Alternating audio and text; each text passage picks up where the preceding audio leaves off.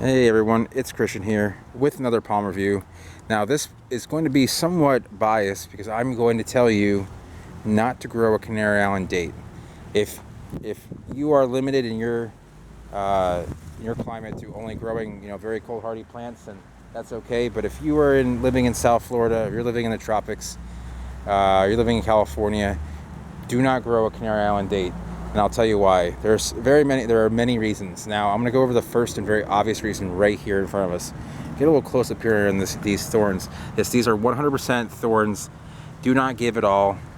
Very little.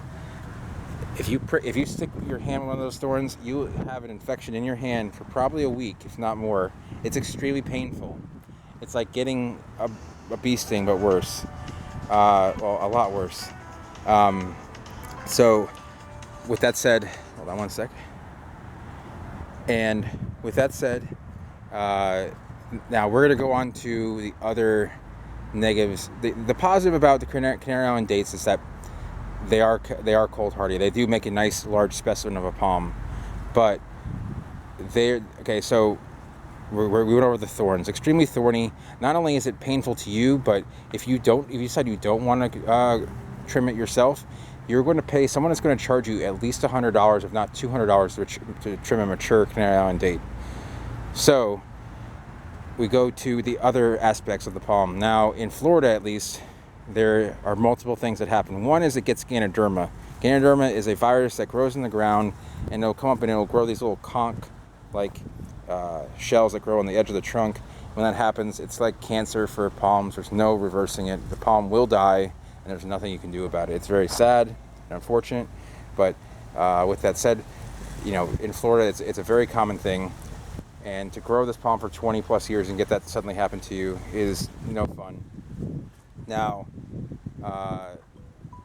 in the crown, you can deal with both palmetto weevil and fusarium wilt. Both of those will cause crown collapse, and I've seen so many mature Canary Island dates in Florida suffer from it. They look great. 2 weeks later, crown is falling apart. Now this one's doing fine. They tend to actually do pretty well here in South Florida, but in Central Florida, I see them being a problem. Definitely in Southwest Florida too. And all these viruses put together with the fact that they just don't look as good as they should in Florida because of our humidity leads me to advise people to not grow them. A lot of times also you'll get a plant which appears to be a Canary Island date and is actually a hybrid. It hybridizes so easily with other date palms that you will rarely get a very mature full-size Canary Island date. Now, you'll get one that appears that way for quite some time, but the really beefy, big ones really have to get the seed right out of the Canary Islands to get that look. And we'll kind of zoom out here a little bit. And it's very untidy, it's very spiny, and it's very susceptible. With all that said, it does make a nice specimen of a palm. So grower beware. These things can be very rough on the body, the soul, and the wallet, especially if you get a mature one and it dies. So don't say I didn't warn you. I hope you can, there are many other good alternatives. There are big sable palms, Causiarum, Sable domingensis, that will give you the same sort of look. Don't have to worry about that weevil. Don't have to worry about the wilt, and really not the Ganoderma, and it's gonna look just as nice. So it's getting kind of hot out here. I'm going to end this one here, but those are the reasons why you should not grow a Canary Island date. So anyway, have a good day, and we will see you later.